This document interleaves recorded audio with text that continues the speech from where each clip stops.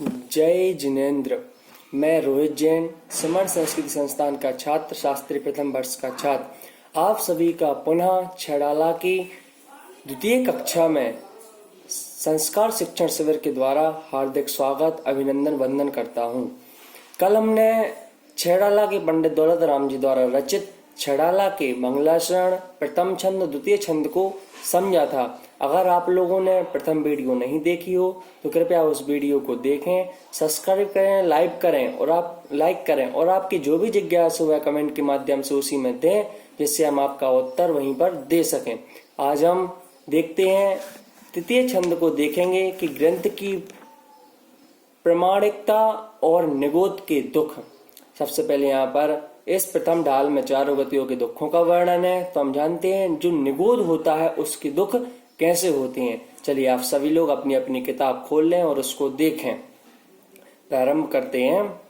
तास ब्रह्मण की है बहु कथा, पै कछु कहूँ कहीं मुनि था। काले अनंत निगोद मझार, बीत्यो एक इंद्रिय तन धार। यहाँ पर जो निगोदिया रहते हैं उनको दुखों का वर्णन यहाँ पर पंडित दौलत राम जी जो मुनियों द्वारा कहा गया है उसके बारे में यहाँ पर बताते हैं। कैसे बताते हैं? तास ब्रह्मण की है बहु कथा, अर्थात इस संसार में हम पंचेंद्रिय जीव हैं, तो इसके पहले हम क्या थे, कैसे इस संसार को प्राप्त होते हैं, कैसे पंचेंद्रिय जीव बनते हैं, उस प्रकार से हम वर्णन करेंगे। कि सबसे पहले हमारा जिस प्रकार से छोटा बच्चा रहता है वह धीरे धीरे बड़ा होता जाता है, उसी प्रकार सबसे पहले निगोदिया, फिर एक इंद्रिय, दो इंद्रिय, तीन इंद्रिय, चतुर्इंद्रिय, फिर हम पंचेंद्रिय में भी त्रियंच बनते हैं। उसके बाद हम क्या आते हैं, मनुष्य पर्याय को प्राप्त करते हैं, वह भी हमारे लिए बहुत दुर्लभ है। तो क्या कहते हैं यहाँ पर हम पढ़ें कि तास ब्रह्मण की है बहु कथा, तार्स अर्थात इस संसार की, उस संसार की, भ्रमण की अर्थात भटकने की, बहु कथा अर्थात बहुत बड़ी कहानी है। हम इस संसार में आए तो इसके पीछे कुछ राज है। उसके पहले हम क्या थे, क्या करते थे, कैसे हम अपना जीवन यापन करते थे, एक इंद्रिय थे, निगोदिया जीव थे, तो कैसे थे कि इस तास भ्रमण की है बहु कथा, वह बहुत बड़ी कथा है संसार में आने की। पै कछु कहूँ कहीं मुनि था, पै कछु कहूँ कहीं मुनि था।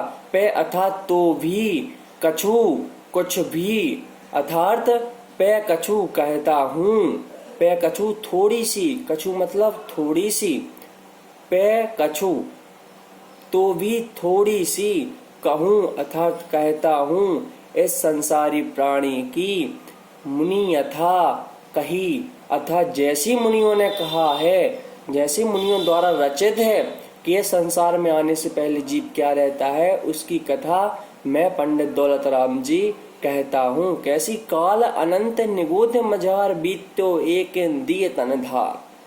अर्थात काल अनंत निगोद मझार, अनंत कालों तक सबसे पहले हम कहाँ रहे, निगोद में, अर्थात मझार मतलब कि भटकते आए हैं, उस निगोद में हम रहे हैं, अर्थात वहां पे हमने सबसे पहले क्या किया, निवास किया। बीत्यो एक इंद्रिय तनधार, अर्थात जब वह हमारा बीत्यो अर्थात बीत गया, फिर क्या किया, तन एक इंद्रिय तनधार, तन मतलब शरीर, एक इंद्रिय अर्थात एक इंद्रिय जीव, धार अर्थात धारण किया। यह बहुत विचित्र कहानी है कि तास भ्रमण की है वह कथा, और संसार की बहुत बड़ी कथा है। पै कछु कहूँ कहीं मुनि था, मैं वह कहता हूँ जो मुनियों द्वारा, पूर्वाचार्यों द्वारा कहा गया है, अर्थात पंडित दौलत राम जी। काल अनंत निगोद मजा, अर्थात इस काल की अनंत काल तक हमने निगोद में निवास किया। बीत्यो एक इंद्रिय तनधार, वह बीता, जब हमारा निगोद बीता तो फिर हमने क्या किया, उस एक इंद्रिय तन को धारण किया, अर्थात पृथ्वी कायक, जल कायक, अग्नि कायक, वायु कायक, वनस्पति कायक, यह हम जीव एक इंद्रिय जीव बने। ये इस प्रकार से हमने तृतीय छंद को समझा। अब इसका अर्थ भी देख लेते हैं कि इस जीव के संसार में भटकने की बहुत लंबी कहानी है, तो भी कुछ थोड़ी सी, जैसी पूर्व में मुनि जनों ने कही है वैसे ही मैं कभी कहता हूँ। अर्थात दौलत राम जी कहते हैं इस जीव ने निगोद में एक इंद्रिय का शरीर धारण करके अनंत काल बिताए हैं। क्या इस शरीर ने हम स्वयं ने निगोद में अनंतानंत काल बिताए हैं। अब निगोद के दुख कैसे होते हैं, वहां से निकलने का क्रम क्या है, निगोद से कैसे निकलते हैं, हम वह चतुर्थ छंद के माध्यम से समझेंगे। आइए देखें किताब में। एक श्वास में 8-10 बार, जन्म्यो मरियो भरियो दुख भार, निकसी भूमि जल पावक भयो, पवन प्रत्येक वनस्पति थयो।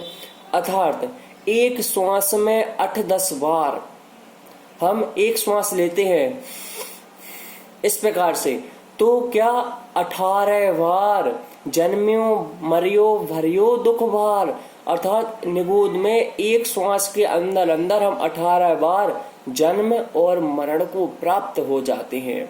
निकसी भूमि जल पावक भयो, और जब वह उस निगोद से एक श्वास में 18 बार मरने से, जन्म लेने से, अनंत काल वहीं पर रहने से, वहां से जब निकसी निकलते हैं तो भूमि पृथ्वी कायक, जल जल कायक, पावक अग्नि कायक, पवन वायु कायक और वनस्पति थयो वनस्पति कायक, हम एक इंद्रिय जीव में क्या वहां से परिणमन करते हैं, अर्थात उसमें से हम निकलते हैं। कैसे कि जब हमने अनंत काल तक निगोद में 18 बार जन्म और मरण को प्राप्त किया, वहां पर ऐसे दुख सहे, फिर निकासी, फिर वहां से किस प्रकार से निकलते हैं, तो सब वहां से निकलेंगे तो सबसे पहले क्या बनेंगे, एक इंद्रिय जीव में जाएंगे। कैसे, पृथ्वी कायक, पृथ्वी कायक कैसे, जमीन आदि, वह भी एक इंद्रिय जीव है। जल कायक, जल कायक एक इंद्रिय जीव है, वह बनेंगे। फिर पावक अग्नि कायक भी बनेंगे, भयो ऐसे होते हैं। फिर पवन कायक अर्थात वायु कायक जीव बनेंगे। उसके बाद प्रत्येक वनस्पति कायक, प्रत्येक मतलब वनस्पति कायक जो पेड़ पौधे आदि हैं, इनमें हम क्या करेंगे, अपना जन्म को लेंगे। तो इस प्रकार से वो निगोदिया जीवों के क्या रहते हैं, ऐसे दुख रहते हैं। वहां से निकलने के लिए हम क्या करते हैं, फिर इन शरीर को धारण करते हैं। और कैसा होता है, इसलिए कहते हैं कि संसार से तरने के लिए हमारे लिए सर्वोच्च उच्च कुल जैन कुल मिला है, और जिनवाणी पढ़ने को मिला है। आचार्यों का हमारे लिए परागम मिला है, उनसे हमारे लिए पढ़ने के लिए संसार में बहुत सी चीजें हम समझें, उस धर्म को प्राप्त करें, उस ज्ञान का अर्जन करें। आइए हम इसका अर्थ देख लेते हैं। निगोद में इस जीव ने एक श्वास में मात्र अर्थात एक अंतर्मुख जो 2 घड़ी अर्थात 48 मिनट का होता है, और जिसके 3773 श्वास होते हैं, उनमें यह जीव 66,336 बार जन्म मरण करता है। एक श्वास में 18 बार जन्म और मरण करता हुआ, दुख के बोझ को सहता हुआ, वहां से निकलकर यह जीव पृथ्वी कायक, जल कायक, अग्नि कायक, वायु कायक और वनस्पति कायक, ऐसे 5 तरह के एक इंद्रिय स्थावर जीव हुआ करते हैं, अर्थात हम होते हैं। हमने यह चतुर्थ छंद के माध्यम से समझा निगोद के दुख और वहां से निकलने का क्रम कैसा होता है। अब हम जो हमारे चारों गतियों के दुख का वर्णन है, उनमें से सबसे पहले हम क्या समझेंगे कि त्रिंच गति में 30 पर्याय की दुर्लभता एवं उसके दुख। त्रिंच गति क्या कहलाती है, जो इस संसार में मनुष्य को छोड़कर जो आपके लिए गाय बैल आदि जितने भी सब कुछ दिखता है, वह सब क्या कहलाता है, त्रिंच गति कहलाता है। त्रिंच गति की परिभाषा हम भाग 1 के माध्यम से आप लोगों के लिए सब अच्छी तरह से बताएंगे कि, और उसके 30 पर्याय, 30 क्या कहलाते हैं, 2 इंद्रिय, 3 इंद्रिय, 4 इंद्रिय, 5 इंद्रिय जीवों को क्या कहते हैं, 30 कहते हैं। दुर्लभता एवं उसके दुख, अर्थात उनके जो दुख होते हैं, वहां से जब हम निगोद से निकलकर क्या एक इंद्रिय, 2 इंद्रिय, 3 इंद्रिय, चतुर्इंद्रिय, 5 इंद्रिय जीव, एक इंद्रिय जीव जो पृथ्वी का, जल का, अग्नि का, वायु का, वनस्पति बनते हैं, उसके बाद हम 30 गति में कैसे उस त्रिंच गति को प्राप्त होते हैं, उसके बारे में यहाँ पर बताया गया है। चलिए किताब देखें और 5वां छंद देखें।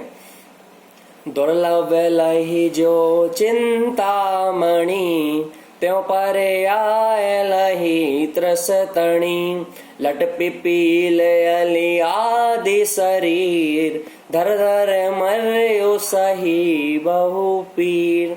चलिए अर्थ देखते हैं कि दुर्लभ लही जो चिंतामणि, अर्थात जिस प्रकार उस चिंतामणि रत्न को प्राप्त करने के लिए बहुत दुर्लभता से बहुत कठिनाइयां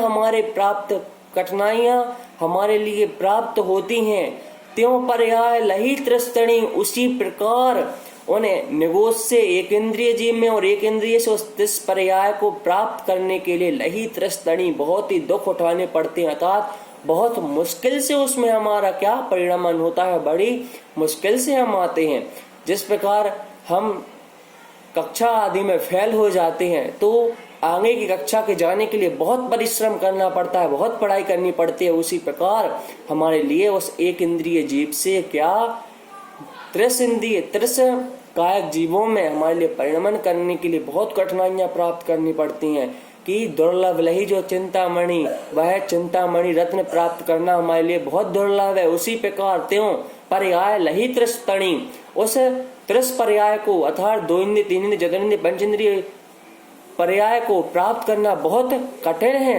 लट पिपील अली आदि शरीर, लट अर्थात लट 2 इंद्रिय, पिपील चीटी 3 इंद्रिय, अली भौरा चतुर्थ इंद्रिय, आदि इत्यादि शरीर अर्थात 5 इंद्रिय को धर अर्थात बार बार धारण करके मरियो मरा और बहु बहुत पीर पीड़ा सहन सही अर्थात सहन की। इस संसार में हम आए तो सबसे पहले हमने क्या, निगोद में 18 बार जन्म, एक श्वास में और मरण किया। उसके बाद हम एक इंद्रिय जीव बने। उसके बाद हमने जिस प्रकार से वह चिंतामणि रत्न प्राप्त करना बहुत कठिन है, उसी प्रकार यह क्या त्रिस पर्याय को प्राप्त करना भी हमारे लिए बहुत कठिन है। उसके बाद हम क्या बने, जब त्रिस पर्याय भी प्राप्त की तो 2 इंद्रिय 3 इंद्रिय चतुर्इंद्रिय और पंचेंद्रिय, हम सबसे लास्ट में वही पंचेंद्रिय में क्या असंगी बने। फिर उसके बाद हमारा संगी अर्थात मन से सहित हुए।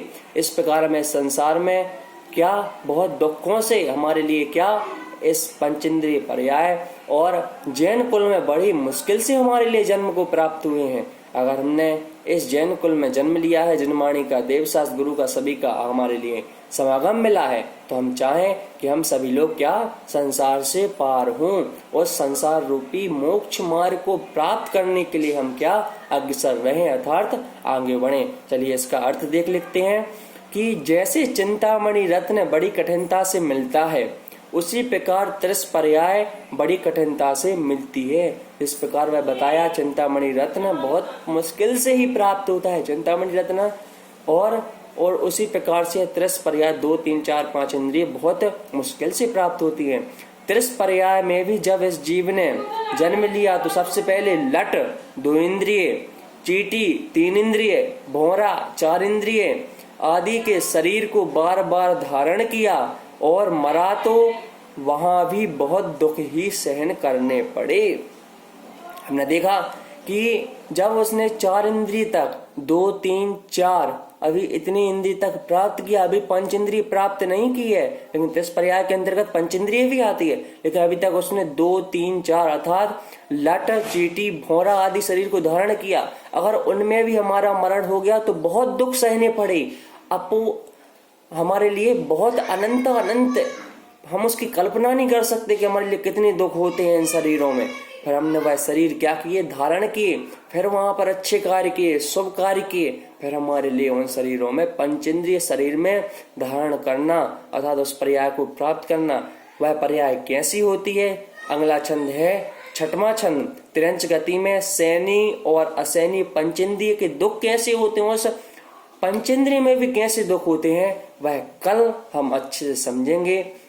मैं आशा करता हूं कि अभी आप सभी लोगों के लिए यह वीडियो अच्छे समझ में आ गई होगी। इस 6 डाला का हम स्वाध्याय कर रहे हैं, आप लोगों के लिए अच्छे से समझ में आ रहा होगा। अगर आपके लिए कुछ समझ में नहीं आ रहा है तो आप इसमें कमेंट करें और हमारे लिए सुझाव दें, जिससे हम आपके लिए और अच्छी तरीके से आपके लिए वीडियो पढ़ा सकें। अगर आप लोगों ने इस लॉकडाउन के अंतर्गत इस वीडियो को आप सभी अपने मित्रजनों के लिए, अपने परिवारजनों के लिए, सभी के लिए दिखाएं और स्वाध्याय करें, ज्ञान का अर्जन करें, क्योंकि हम भी ज्ञान का अर्जन कर रहे हैं और आपको भी करा रहे हैं, आप भी दूसरों को कराएं। अगर आपने इस वीडियो को सब्सक्राइब, लाइक और कमेंट में केवल आप अपनी जिज्ञासाएं भेजें, जो आपको प्रश्न और उत्तर आपको हम दे दें, जिससे हमारा भी ज्ञान बढ़े और आपका भी ज्ञान बढ़ सके। सभी के लिए जय जिनेंद्र।